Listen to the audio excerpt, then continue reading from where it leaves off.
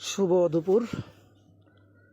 আজ ছুটিতে দুপুরে গ্রামের পরিচিত জনদের নিয়ে, অর্থাৎ ছোটদের নিয়ে একটু স্বাদ নেওয়ার প্রত্যাশায় আম মাখা, টক মিষ্টি ঝাল আম দিয়ে একটু বিনোদন করব, যেহেতু আজ ছুটি রয়েছে।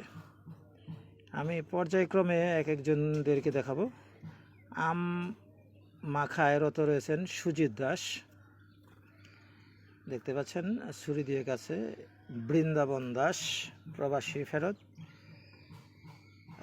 এইখানে রবিন দাস, আমাদের ভাতিজা মনা, অন্য একটি নাম রয়েছে ডাকরাম, হাসি হাসি ভাব। এইখানে আরেকজন রয়েছে, দেখতে পাচ্ছেন। অনেক সময় নাম আমি ভুলে যাই, যদিও কাছের। চুপচাপ রয়েছে। সুজিত আম কাটায় ব্যস্ত। আমগুলো উপর থেকে সবুজ অংশ ফেলে দেওয়া হয়েছে। আজ অনেক দিন পর সবাইকে নিয়ে, হয়তো ছোটোবেলায় অনেক ছোট থাকতে একসাথে আমরা খেয়েছিলাম, দীর্ঘ হয়তো 20 থেকে 25 বছর পর আবার সেই মাঠ প্রাঙ্গণে উপস্থিত হয়েছি আম মাখা বিনোদনে। কয়েকজনকে দেখালাম, আরও অনেকে থাকবে আশা করি, আসবে। কাটা বা খাওয়া শুরু হলেই সবাইকে পাওয়া যাবে। খুব মজার, খুব রৌদ্র দেখা যাচ্ছে, চলছে। আরেকজন আসছে, অন্ধকার, রোদের কারণে অন্ধকার দেখাচ্ছে। আসবে পর্যায়ক্রমে, সবাই আসবে। আমাদের এই তো গাব গাছ, দুপুরে গাব গাছে ভূত থাকে আমরা শুনেছিলাম, কিন্তু দেখিনি। এখানে আমাদের মাঠ ঘাসগুলোকে রোদের তাপের কারণে সাদা দেখাচ্ছে। আমাদের খেলার মাঠ, যেটা আমি কিছুদিন পরপরই দেখাই। আর এই জায়গাটা, এই তো আমরা কয়েকজন আসবে, সবাই আসবে, কমপক্ষে 20 থেকে 25 জন চলে আসবে আমাদের এই আজকের বিনোদনে, আম মাখা বিনোদনে। এবার আমি আমাকে একটু দেখানোর চেষ্টা করছি ছোটদের সাথে, আমাদের গ্রামের পরিচিত জনদের নিয়ে দুপুরের স্বাদ নিতে আম মাখায় মাঠের উত্তর প্রান্তে এসেছি। দেখতে পাচ্ছেন সুন্দর পরিবেশ। রবিন মোবাইলে কথা বলায় ব্যস্ত।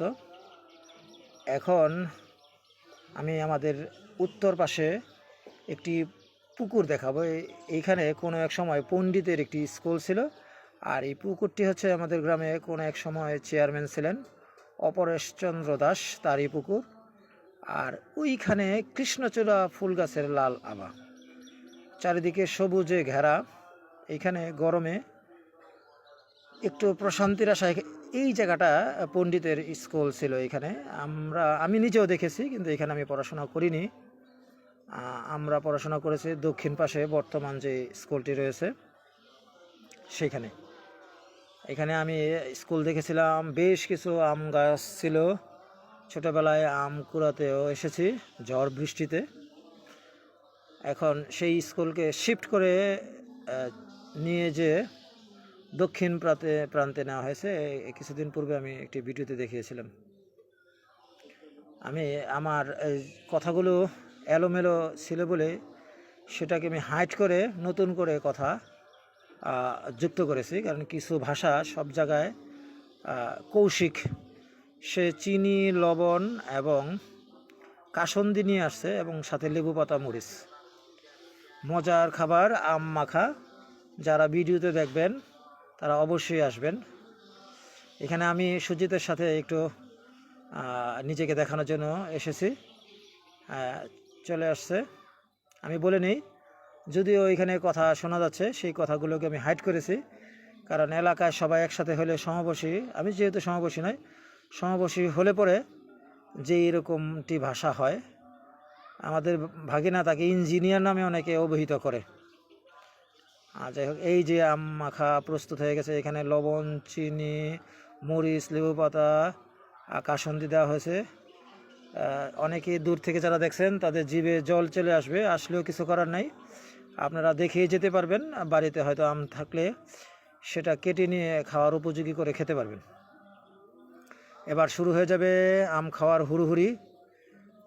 এখানে এমন একজন আছে সুজিত, যে কিনা পুরো আমটি একাই খেতে পারে। হ্যাঁ, কেউ কেউ টেস্ট করবে, সবাই চলে আসবে। দেখি, আমি একটু খাবো। এই তো খাওয়া শুরু হয়ে গেছে। মজার আম মাখা।